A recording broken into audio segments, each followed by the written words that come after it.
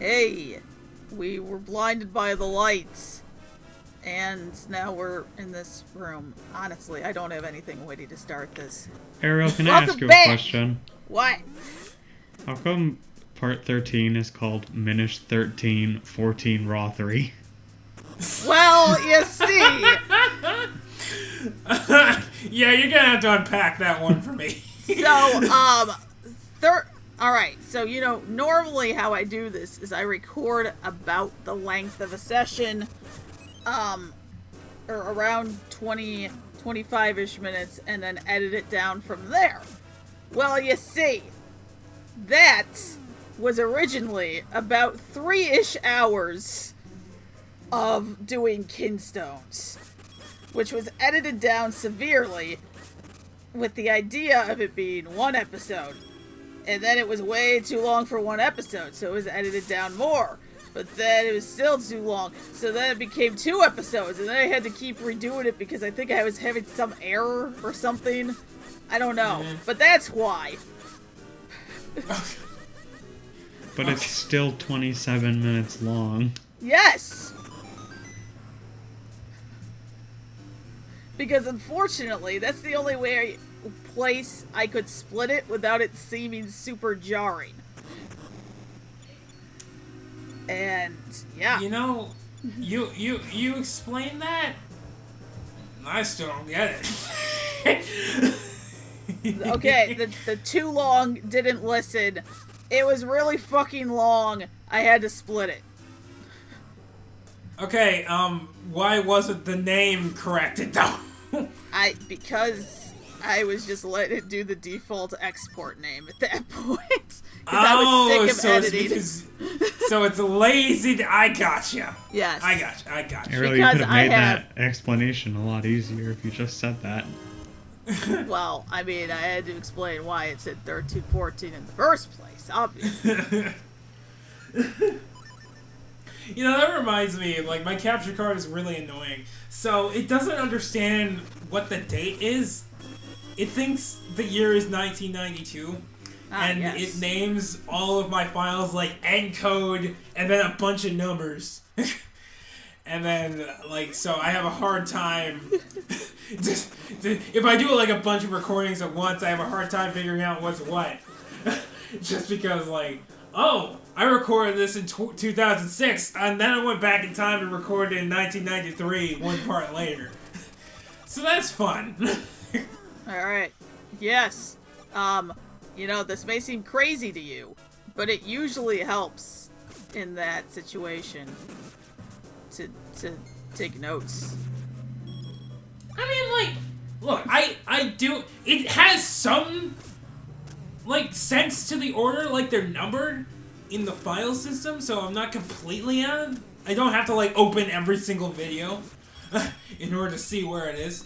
No, I mean that as I'm going through and jotting notes down, I review the footage and then write the part number.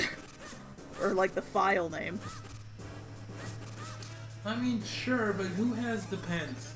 Like, Ariel, I just learned, I just learned that I can read, okay? Writing is a complete, that's a tomorrow thing, okay? I don't think I can handle learning that I can actually read and write in the same day. Spoilers, Brian.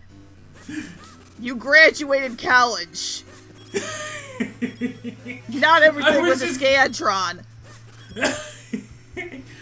I just scribbled randomly. You had to write your name on the test.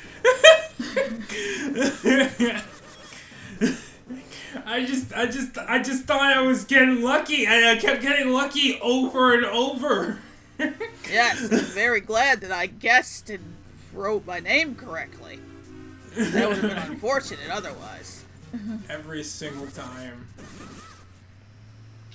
Oh my god, that reminds me of a story. So, like, and this is probably why I've been in denial for so long. So, I was taking a test, right? And this was a multiple choice test. And I kept calculating the right answer. Or what I thought was the right answer. And I kept looking at it, and I'm like, the choices, and none of them were what I got. Yeah. So, like, I kept doing it over and over again, like, okay, I know this is correct. It turns out I was off by 3 orders of magnitude, so it was just like, scientific notation. Yeah. Right, so I was like, it was 10 to the 3 or something, and I was like in millimeters when I should have been in meters or some shit. So I fucked that up, but I didn't realize it. So I went up to the TA, and I'm like, hey, you don't have the right answer out here. Oh my god.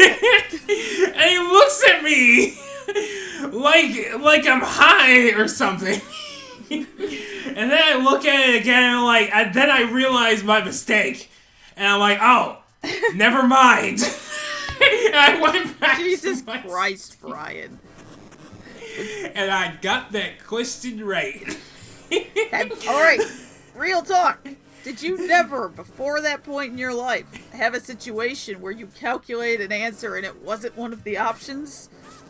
That happened a lot on the PSAT for some reason.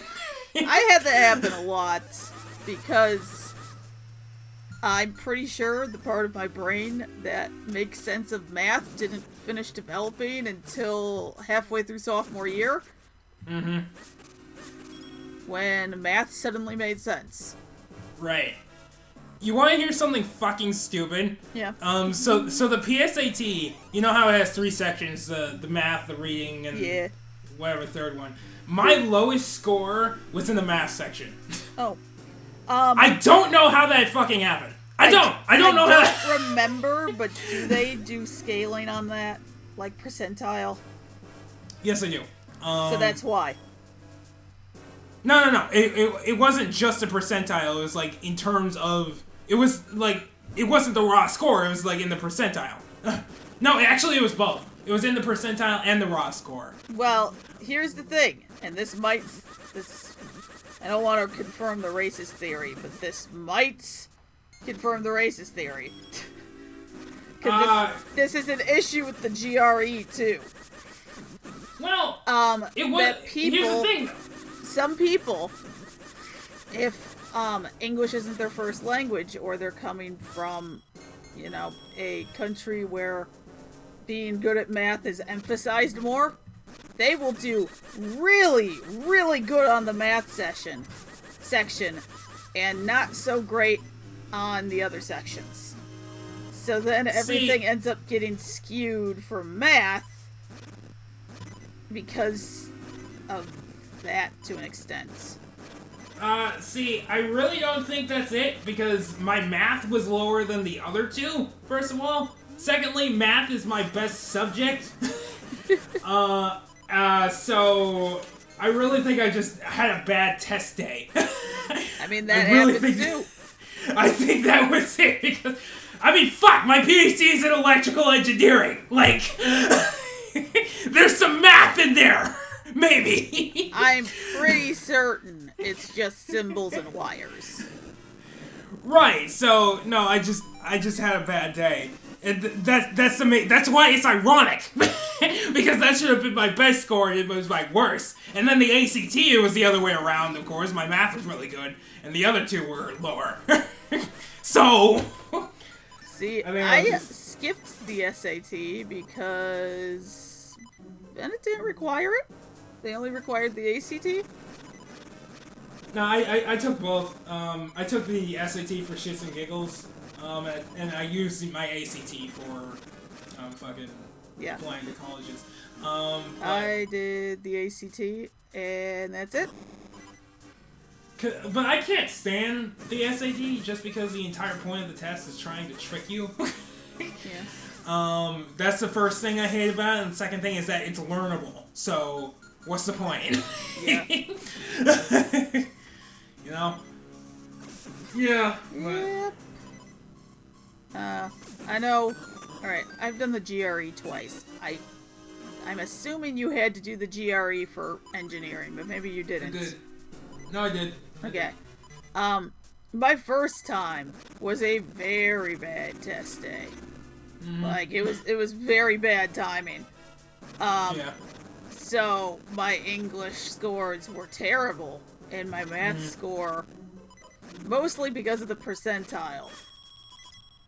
I was like 60th percentile in math. But, like, when you look at the score, it seemed like it shouldn't have been. Yeah. So I was like, oh, that's weird. And then when I retook it, I got super high in the fucking vocabulary, qualitative, and essay section the second time. And the math, I did significantly better. And now I was in the 78th percentile. And I'm like, whatever. My language ones are super high, so it shouldn't matter. Right. I mean, and here I am. No, that was. I mean, here's the thing. Like, you're applying to psychology, right? I don't think they care that much. No, like, they don't. But depending on the program, they kind of pay more attention to some scores than others. yeah, and the issue with psychology I've ranted about before is they only accept X number of students for each particular discipline, where X is less than 10, usually less than 5. If your subject of interest doesn't, like, exactly match the professors, then you're not likely to get in at all. And that's what happened to me, really. Because nobody wants to study long-term memory, because long-term memory is hard. And not hard as in, oh man, it's really hard to quantify. No, it's hard as in, you try getting somebody come back like a year later. Yeah, no, that would... I can see how studies would be very difficult. Yeah. So, nobody likes to study it. Which, I can't blame them.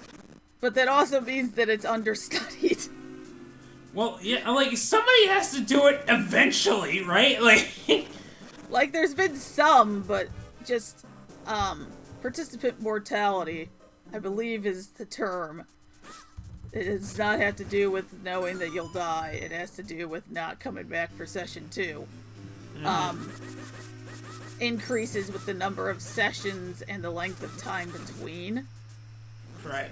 So, yeah. Long term, you got like a maximum of 10%. And that means that you're going to have a shitload of data from session 1 that's completely unusable. Because they didn't come back for session 2. So, now, I get it. I'm still a little irritated about it, but I get it. did you consider changing to short-term memory? Well, short-term is a completely different beast that I'm not really as interested in. If I was going to switch and try again, I would switch to biological motion, which is what you can tell about people and animals, but mostly people, about how they move. About how they move? Yes. Duh. So, men generally walk with their shoulders. Oh, that's what you mean. And women generally walk with their hips. However, lesbians, more butch lesbians, I don't actually think that's the correct term. I don't know. But I did test this with one of my friends in Silhouette. Because I was like thinking, I'm like, alright, I don't know who that person is, but from here, looks like a female is gay. And yes, it was. based on the walk cycle. Right. Because she had more of a shoulder, that was not a great cut. Swagger is the term they like to use, than women generally do. So, there's stuff like that.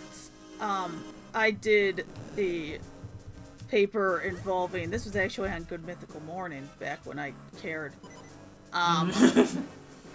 where it was a study done in the 80s with a bunch of prison inmates where they showed like videos of people walking, and they rated how easy of a victim they thought they would be, and then they correlated it with a couple other things.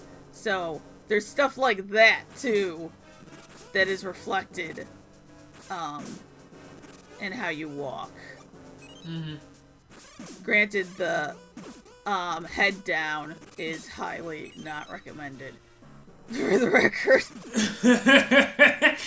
Okay, good to know. You should be able to see your surroundings. Yep. Well, it just makes you look vulnerable, too. It's something that tends to happen if you're a little more insecure. Anyway, look, it's the most original boss ever. Give him a hand, Oh, this everyone. motherfucker! Alright, where are the hands? There we go. I've never seen this boss before. I know, it's weird. So, yeah. Back to the game. I think at some point I said I wasn't going to go on to long tangents, but I believe I specifically said controversial tangents. Yeah, like how people walk, that's not controversial. I don't think so. But no, there's alright, my last thing on that. There is a school in Canada that has a decently sized lab devoted to studying it, which I only know that because of the paper I was writing. But trying to go to school in another country is a whole other mess of issues. Right. But no, I mean, it's possible. At least, look. it's not impossible, but there's a lot of extra steps involved. I know. Like, there's a shit ton of international students in my group at Purdue. Yeah. And, like, one guy had to just fuck off back to Jordan because he wasn't allowed to be in the U.S. for longer than he had been in. And then he had to stay there for at least 2 years before he could come back. Yeah. So, like, he got a job there, and I don't think he's coming back. But I liked him, so... Yeah, that's unfortunate. Although, I think at least half of the people in my group were international. Yeah. No, there was a lot. I think. All right, my TA in the socio-cognition lab that I started in, she was German. The one in my perception lab was Jamaican, and she actually had everyone guess, and I think it was all white kids. Maybe a couple Hispanic that I don't remember. But they were all like guessing places in Africa, but like really hesitantly. Oh, that's dangerous. Yeah. Oh, like, that's dangerous. So, that was fun. She was like super chill about it, but yeah. Yeah, I gotcha. Anyway, actually, talking about the game is really hard when it's, version 362 of this boss. Right. Like, not even in the same game franchise, for fuck's sake. Like, yeah, no, this Mario one did it first. This one looks a lot like the Mario 64 one. Yeah. Oh my god, Keys of Hyrule! This is where they got the idea! Oh shit. I still think Cadence of Hyrule should have just done Bongo Bongo though. Just straight up. Not even anything different about him. Just fucking Bongo Bongo. Yeah, no, that's an enormous missed opportunity, honestly. He's literally on a giant drum the entire time. You don't have to do anything, just have the same boss fight. Yeah, it's just like, literally, just, I don't care if it seems like it's, a completely different style. He's already drumming to the beat of his own song, so, just roll with it. It fits. Yeah. Oh, I think, how I was talking about how there's a temple where the thing isn't there? I think it's this one. We are the tribe of winds, and the wind blew away the thing you were looking for. Sorry. Now we join them. Together with the great winds at our backs, we head for the skies. Those who come seeking our power must play the notes Zephyr teaches. May they lead you onward to what you seek. Korea. What? Wait a minute, is that just a Wind Waker in the Ocarina of Time? No. In one... It's a teleport. Oh. So... But it's okay, basically just... so he's about to explain that. But, you know those stones we keep looking at and then they explode and they leave a rune on the ground? Right. Those are the points you can fly to. Oh. Okay, so it's just fast travel. Yeah, basically. Okay. Alright, so tune in next time where I hopefully don't get distracted for 90% of the episode. I can't promise that, though.